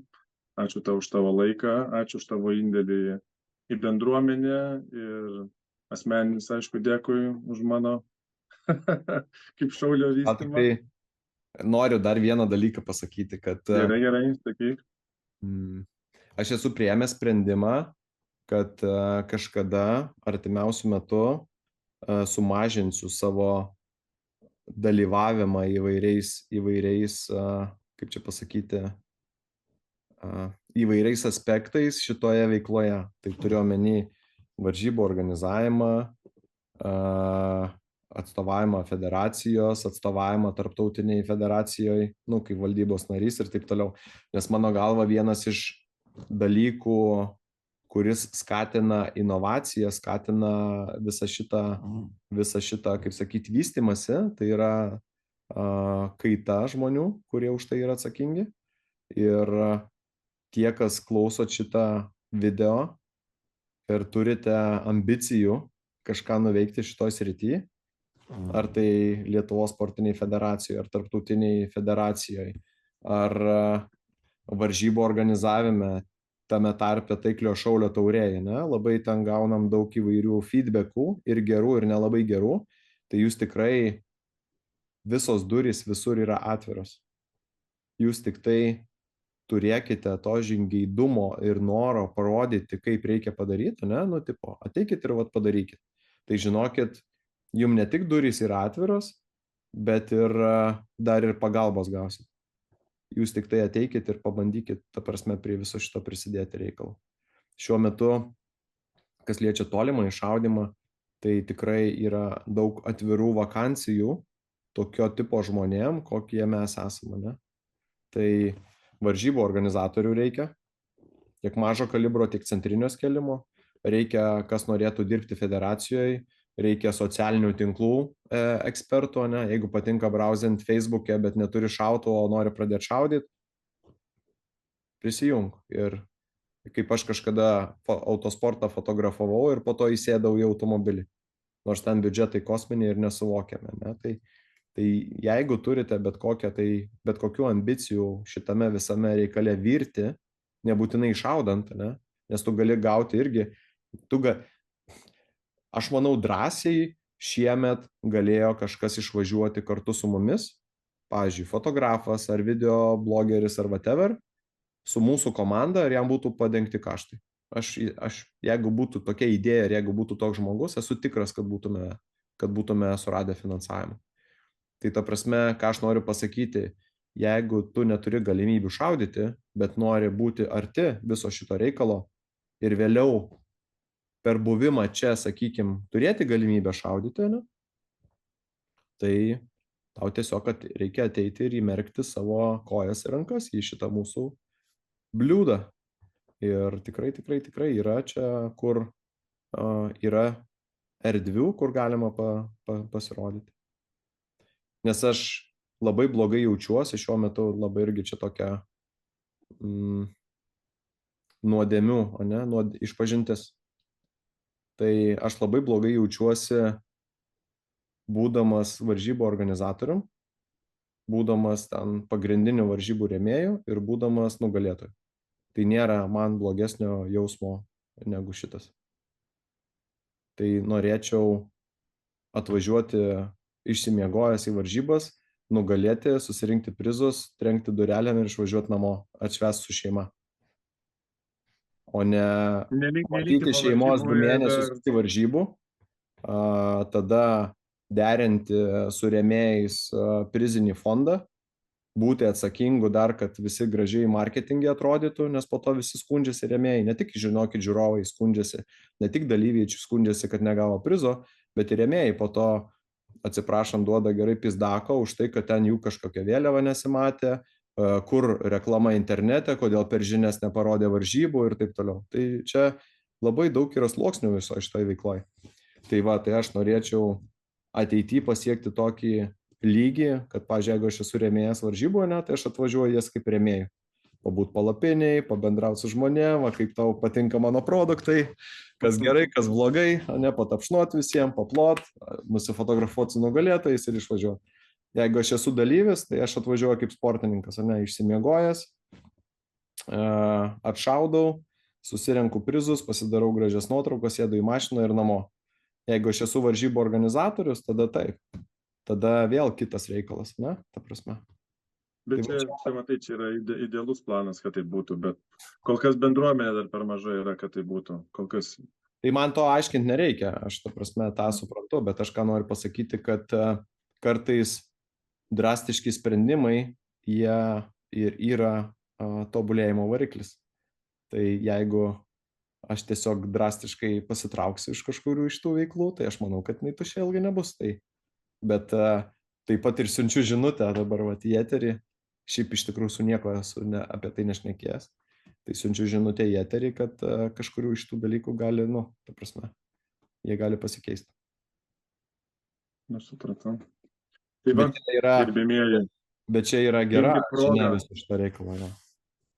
Čia yra gera viso šitą reikalą. Klausykite ir naudokite šitą progą. 2026 važiuoji? Čia už dar 2 metų, ne? Taip. Ta prasme, žinai, gyvenimas yra labai įdomus dalykas. Iš šios dienos perspektyvos? Jo, be abejonės. Ta prasme, jeigu praeisiu reitingą. Čia labai Nu, svarbu. taip. Jei nepraeisiu reitingo, važiuosiu gal kažkam kitam amplua. Kaip atstovas tarptautinės federacijos gal. Fotografas. Tarptautinės federacijos atstovas. Kaip gamintojas, galbūt kaip gamintojas. Teisingai dar nepaminėjom, kad tu, čia nesitęsim gal labai, bet kad planuoja, supratau. Tai va. Tai super, manau, kad tikrai labai pavykęs interviu ir ačiū tau, Mindaugai, už viską. Ir palinkėsim kuo geresnių vėjų Amerikai. Tai gerai, tai čia mes visi savo to pasilinkim, nes irgi važiuojame kaip komanda. Taškas, ne? Tai reiškia viską darysime, kad kaip komanda pasirodytume kaip galima geriau. Nu, tai. Viskas, ačiū. Ate. Viskas, iki.